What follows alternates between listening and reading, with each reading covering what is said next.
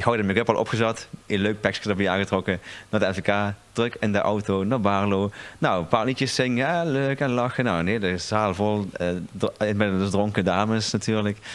En ik deed een act, dan heb ik dus een act, I Will Always Love You, van de Whitney Houston. Ja. Ken ze die nog? Heb ze die al eens? Ja, ik heb het laatste keer nog gebeld met Loos in bad. Ja. Maar, Die liggen lang in bad. maar dan heb ik zo'n een act met poederzoeker.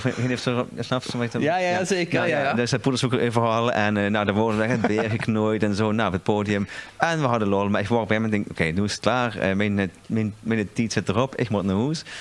Dus ik zeg tegen die dames van, nou ik ga naar huis, ik pak even de spullen die op het podium liggen en dan, dus ik loop en ik leg de microfoon terug op het podium. Dus ik loop zo over het podium en ik hou zo'n plateaus aan en zo'n hakken natuurlijk. Hoeveel centimeter? Ja, dat is Voor de luisteraar.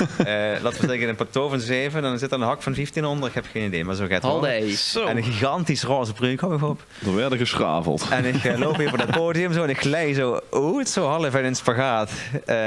En die hele zaal zo... En ik zeg, nee, pas op, weet je wel, ik ben heel flexibel. En toen wou ik zo opstaan en toen knak. En toen zakte ik zo door de knie. Nee. En toen loog ik op het podium in een halve spagaat en de knie schief zo een beetje aan de bovenkant. Whitney Houston, we have a problem. Ja, we have a problem.